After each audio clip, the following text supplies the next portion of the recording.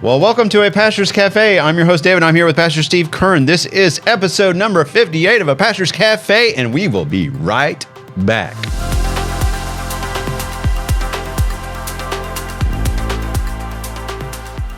Well, welcome back to A Pastor's Café. This is episode number 58. We're going to be talking about demonic currents, ghostly encounters, and prophetic skies. How about that? Are you seeing things in the sky? Are you seeing things under the water? Are you seeing demons? Are you seeing ghosts? Are you experiencing earthquakes? Are you experiencing volcanic ash falling around your house? What is going on in this world? Well, I'll tell you what I'm seeing. I'm seeing a whole lot of stuff going on that keeps, you're wondering, okay, I mean, just like a lot of these bands, Taylor Swift and all of them, they're having they're dedicating, it's like they're dedicating their whole concert to the devil. To Satan, yeah, demons. These different testimonies of people who have actually come out and admitted that they sold their soul to the devil. So they could be rich and crazy and have fame. I don't know about Ozzy Osbourne. He was. I know. Take a ride on Crazy Train. Really? Well, of course he was. The last picture I saw has this huge cross on there, and they said that he came to Jesus later on in life. Yeah. So. And they said that about Hulk Hogan as well. Yeah. Well, Alice Cooper. I mean. Alice Cooper. I know. He's really become quite a voice for faith. When did it become okay to celebrate demons and devils and Satan at a concert? And people love it. They like it. They want more of it. Yeah. What is this about? Death and dying and pain and suffering, because that's what it's all about. I know. Darkness. Yeah. Okay. Well, we got some really good discussion questions for you here today. I hope you studied hard. Oh, yes. Okay. Are you ready? Because we're going to talk about ghosts or demons. When people report seeing spirits, are they really encountering departed souls or demonic imposters aiming to deceive? This is a good question because recently, I don't know if you saw this video, but a boy, I think he was right around 11, 12, 13 right there, and he was having we talked about it, I think, a few weeks ago. I believe so. And he was talking to what may have been Jesus and his grandfather, but that's a little bit different because there's an application for that. Mm-hmm. But then there's also people see ghosts in their home, or they see demons, or are they demons? So that's kind of where this question is coming from. So if you can answer that and make sense of it all, we would really appreciate it. Well. I believe, obviously, that it's demonic activity. Mm-hmm. The Bible makes it clear that when a person dies, their soul to be absent from the bodies, to be present with the Lord. That's right. Or you go and you're separated until you're waiting for the time of the judgment to come, one way or the other. So it obviously has to be demonic activity going on. That is trying to deceive people into thinking. It's the same way with, you've heard of Alex Newman, and he talks about how in the development of the education system and people that have been behind it, to pushing it, and actually having some of those, one lady, I can't remember her name now, but actually alluded to the fact that she had this close friend that gave her all kinds of ideas and all that, and then after the lady died, she's still having conversations with her, and it's still good stuff, And no, that is most likely, or I hate to say, no, we're not saying most likely. That is a demonic spirit. Yeah, it's definitely demonic, but she thinks it's her good friend that's still there, and so. But it's all a way of deception to Satan's really good at that, making it look like his way's the better way. and that they have more power than those of us who believe in Christ because they have connections and that kind of things with the unseen world and all that kind of a thing. So, and really this kind of goes along with the idea of people being abducted by illegal aliens or aliens. Illegal. No, well, that's happening too. But by aliens, being abducted into spaceships and things like that. Sure. Well, we have one that's on its way. Oh, we do? Yeah, we do. It'll be here in November. Oh, okay. So anyway, but... you knocked over our sign here. Yeah, our LibertyNetwork.live sign. Here, we got to put that bad boy up again. Yeah. So, and it's really just a whole movement towards... That was the sign, by the way. Yeah. Yeah, they were... There's a whole movement. I'm sorry. Complete your thought. I totally interrupted you. Of Satanic Movement in getting more, and the devil just is coming out of the closet. And we're just seeing that more and more, especially here in this country. Of course, for this country, for so long it was so dominated, and I use that as a good word. Sure. With Christianity.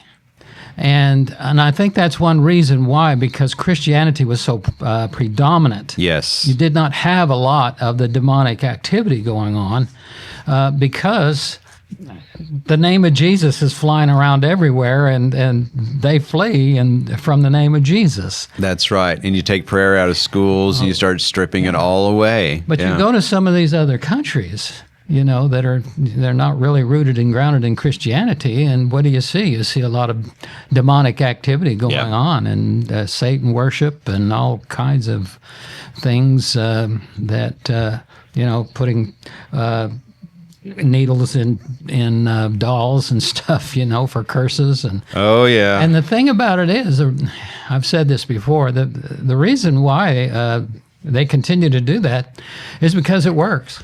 Mm-hmm. It's not something that's just some kind of a play thing. It's real stuff. Are you talking about voodoo dolls? Voodoo dolls and stuff. Yeah. Mm-hmm. Well, and these witch doctors in Africa and different parts of the world, down in Dominican Republic and Haiti and the places like that. Mm-hmm. It's real. I mean, there you go to church you go to the seance on Saturday night, you go to church on Sunday, that kind of stuff. That happens over there all the time. How about people who do Ouija boards and stuff like that? Are they tapping into things that they shouldn't, or is it just something they do for fun? How do you feel about Ouija boards? I've read enough and heard enough testimony on it that the Ouija board is the real thing. I really do believe it is. Alex Newman, when he was talking about one of the, I forget whether it was the education or the one world government, but he got his whole instructions from the Ouija board in putting together his plan for implementing what he was wanting to accomplish through his leadership, through the Ouija board. Most likely a demonic spirit communicating. Oh yeah, definitely so. Yeah. Mm-hmm. Wow. So yeah, it's the real thing. Yep. And I think and it is ramping up too. Well, you get kids doing the Ouija board. I remember when I was a kid, that was kind of a fad a little bit at the time but that would lead to demonic possession. When somebody's doing you're opening yourself up to that kind of thing. Yeah. This is a little off topic, but it kind of does go with the next question on demonic gatherings and end times. What could happen, because we're talking about strong delusions, what could happen is that the rapture could take place, right, at the Feast of Trumpets, late September, right, early October, and this alien, people are saying it's a comet. A comet. But someone at Harvard University said it's actually an alien spaceship. No. The rapture takes place, and this alien spaceship, and I'm saying that in quotes, Yeah. swings by the sun. Could that be what they tell the rest of the world that is still here? The reason why we had so many people disappear, they got on is the because ship. they got on the ship. They were Oh, God. abducted by aliens. Well, It sounds crazy. However, with this new beast system coming up in the way of our financial system, yeah. and everything, the pieces of the puzzle are coming together. Well, let me say this. If people are not rooted and grounded in God's word, they're going to be very susceptible to all that kind of stuff. What about that group of people that committed suicide because of a comet was coming by, and they thought that it was they were going to catch the comet and be carried on to heaven or something? I don't know. But people, if they're not rooted and grounded in what's really true and the way things really are, I mean, they're susceptible to just about anything. Yep. Yeah. So. Okay. Here we go. Demonic gatherings and the end times. Could recent spikes in occult activity and exorcism reports signal the strong delusion Paul warned about in 2 Thessalonians? I do believe that there's been a lot of this kind of thing going on behind the scenes for a long time. Uh-huh. And within our government, too. Yeah, Go ahead. well, one of the things that was brought up this last Sunday was something I hadn't heard of before. Many people have, the Bohemian Yes. Grove. Mm-hmm. That's been around for quite a while. Mm-hmm. And really, a lot of our political leaders and people leading in different areas of education and stuff like all those different kinds of things have been a part of that. And of course, one of the things I talked about was the skull and bones at Yale that, President Bush and others Yep. graduating from there involved in that. Mm-hmm. And so that kind of thing has really always been there. Yeah. But it's becoming, people are becoming more and more aware of it because the word's getting out. Yes, and people are doing their own research, and they don't rely on the media and major news networks or CNN for their news. They're starting to do their own research. That's encouraging. Yeah, it is. For those at least that are wanting to know how to guard against it rather than get involved in it. Yes. Because I'm sure there's a whole lot of people that have the interest of getting involved in it. Mm-hmm. And that's a concern. And of course, this country, in the directions that it seems to be going, the way our education system is and all that kind of thing, I think people are just a whole lot more open to that kind of thing now. Because people aren't going to church as much as they used to. Now, that's just me talking. However, is the church failing people? Well, the church isn't failing people. People are failing people. Well, we have a sin nature. Yeah. We're not perfect, but be in the Word. Be around people that are like-minded. Yeah. And believers, because that is a much more secure place to be, rather than isolated on your alone, and then taking in information, and all of a sudden you find yourself chasing rabbits and going down trails that you probably shouldn't be down. But it's like a drug. We're addicted to that. We need more of that. And if we're not grounded in the Bible, and I'm speaking to myself too, if I'm not focused on God, I can easily go down rabbit trails and start believing information, because guess who's on my shoulder whispering sweet little, ooh, this is good information. You should keep on going like this. Oh, yes. Oh, this person doesn't like you. How do you feel about this? Church should be what you need it to be. Church should be this. And you're the most important part. You're a genius and everyone else is an idiot. That those whisperings in our ear, we have to keep away. So for our listening audience, get back into church if you've fallen out of church. It is a hospital for sinners, yes, not a country club for saints. However, I believe that we can make a little bit of a turnaround in these last days if people would just get back in the Word. Well, sorry, I didn't mean to take us off the question here. No, you're right on. Just recently, heard the statistic that only 4% of those that claim to be Christians, churchgoers, are actually conservative, Bible-believing Christians. There's a lot of people who claim to be Christians, but they're not really rooted and grounded. They don't have a biblical worldview. Exactly. Very well said. A biblical worldview is basically the Bible's the truth. It gives us the history. It gives us every... Yep. And that's what we should be following when we're trying to find the truth.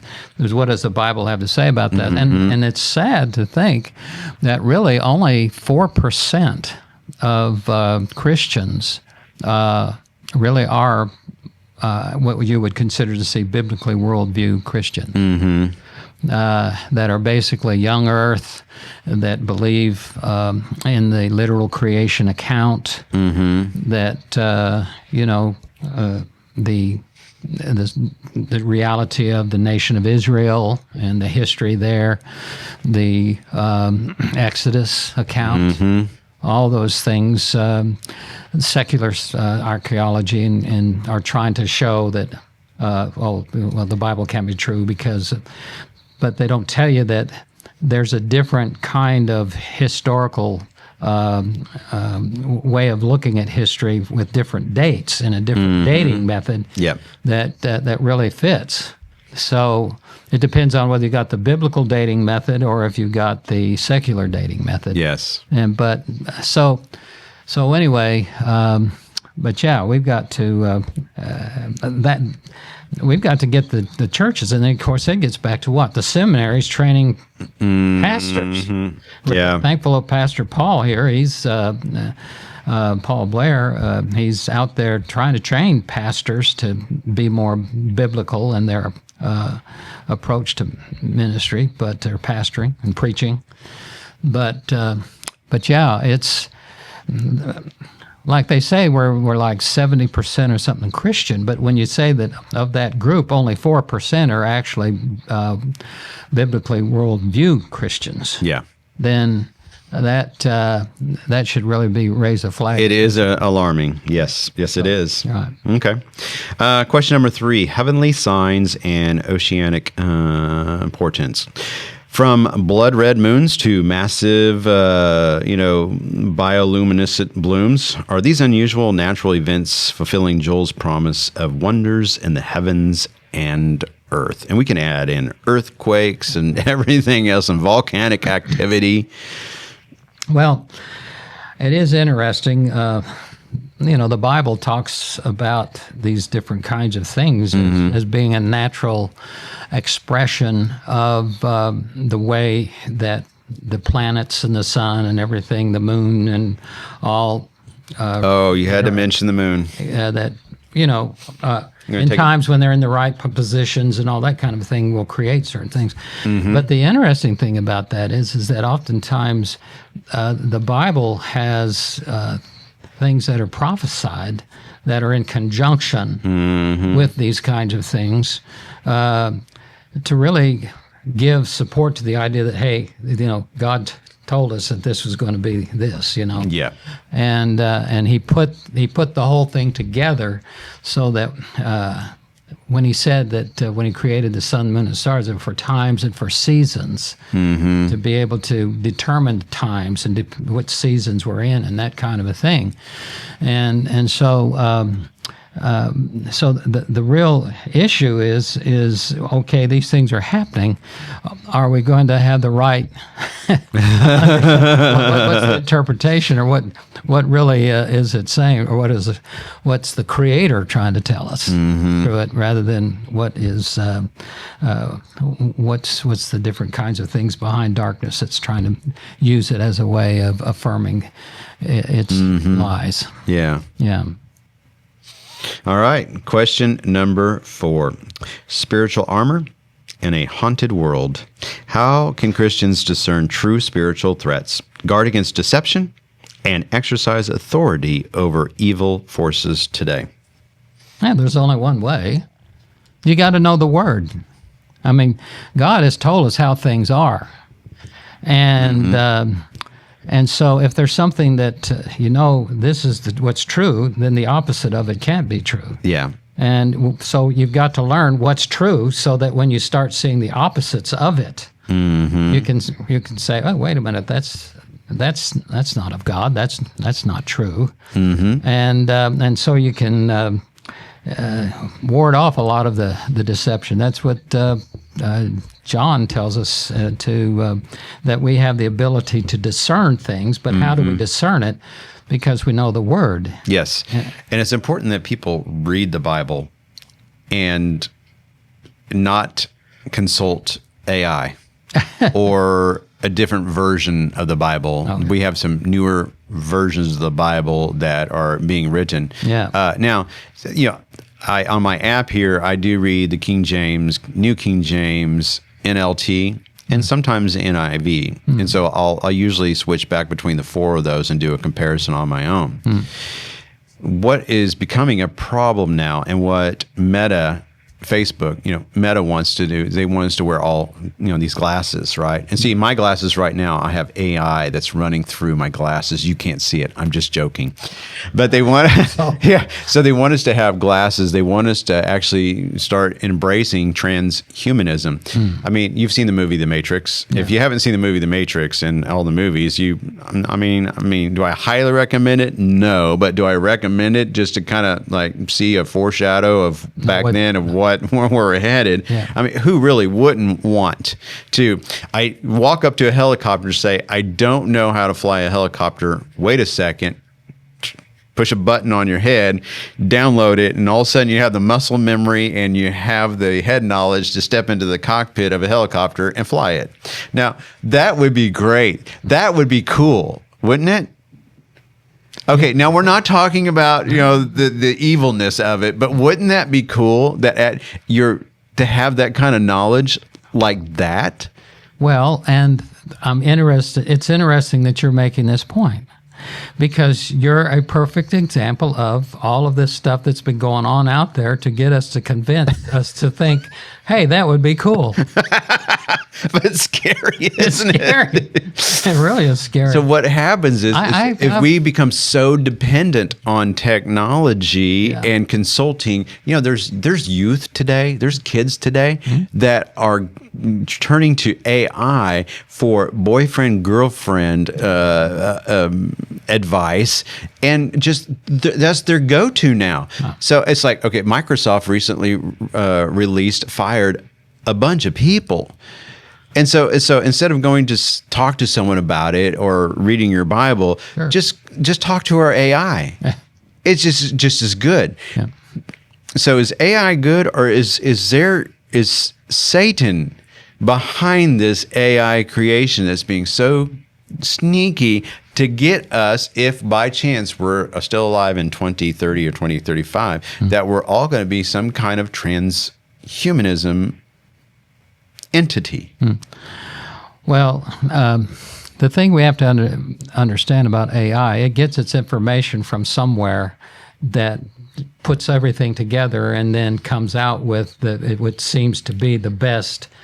But if that, well, now the AI is taking on life of its own, and I put that in quotes where it's. But it still has the background.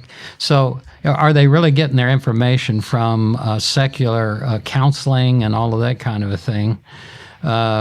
Which it could consult the databases of. That's what I mean. Of like so many different psychiatrists, and then it gives you the best. I mean, that is a possibility, but I just truly believe there is something demonic behind this whole entire thing. Well, yeah. Well, I'm just saying though, is that as it's got, what's causing it to determine what's the better answer? That's the great question. See, how do you determine the better? How are they determining the better answer to whatever the question might be?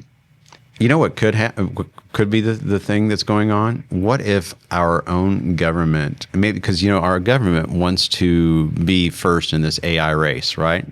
Yes. What if ChatGPT and the AI under the control that's basically the United States, what if it's actually owned by the government, and the government is using this to get into our personal lives on a deeper psychological level to fine tune our thinking for us so we become moist robots.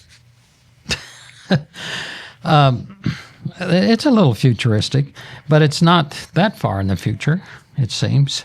Of course, isn't that what they did? Sounds crazy, doesn't it? But isn't that what was that movie back during the Korean War that you had a lot of the soldiers that were taken in and they were totally reprogrammed to... I've seen that movie before. There's a couple of them, yeah. And something clicks on in them and all of a sudden they become a...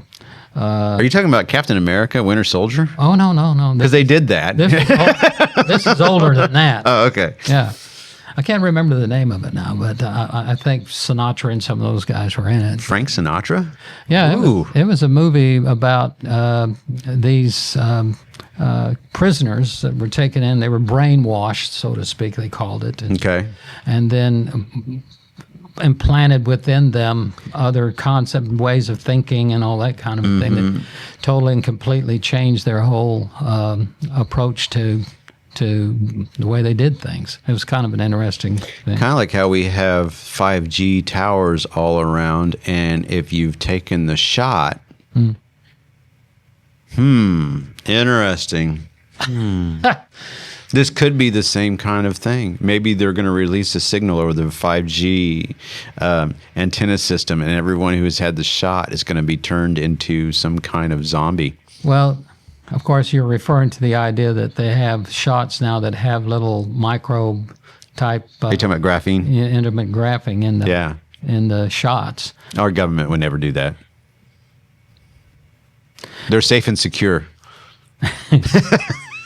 Boy, we've gotten off topic, haven't we? Here's in my response to that being kind of like, not just coming right out and answering. The response itself is something to be concerned about. Because why did I hesitate?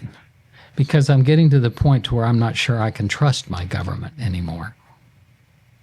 Bingo. See? And we're all experiencing that. Yes. And so when some question like that is answered, is our government beyond doing something like that? Well, maybe 20, 30 years ago, I might have said, oh, no. But now there are several people that still say today, I have a hard time believing that the person behind the news desk is actually lying to us. Well, when I think in terms of somebody like Fauci that was in total control of so much of the medical, giving money for research, and the kind of the money was giving to the kind of research that we now know has, COVID and all that kind of stuff. Yeah. All right, that's just one level of something else that could become more extreme as we go along. Yeah, and now there's lockdowns in China back again. There's a mosquito outbreak. We live in crazy times. I tell you what, for our next topic, we should just get a dartboard and put like all the little like major themes and ideas and concepts that are really, really hot topics, and just throw darts. The thing I hope that the folks get from this is, man, get in the Word and read the Word. And if you're going to have any commentary, make sure you get the right kind of commentaries that are going to be giving you the proper and right interpretation. Like ChatGPT. I'm just joking. Oh, dear me. Well, and I would like to add to your list of biblical Bibles translations. The New American Standard. Okay, yeah. New American Standard, yes. Very good. Okay. Yeah. Well, there you go. New American Standard, I preach from. King James, New King James, NLT, and sometimes I liked reading the NIV as well. So. It's good. All right, well, that's a wrap for episode number 58. I think we just touched on every single subject known to man. If we left one out, feel free to send us an email and make sure we know that we left out another hot topic. But anyways, until next time, take care and bye-bye.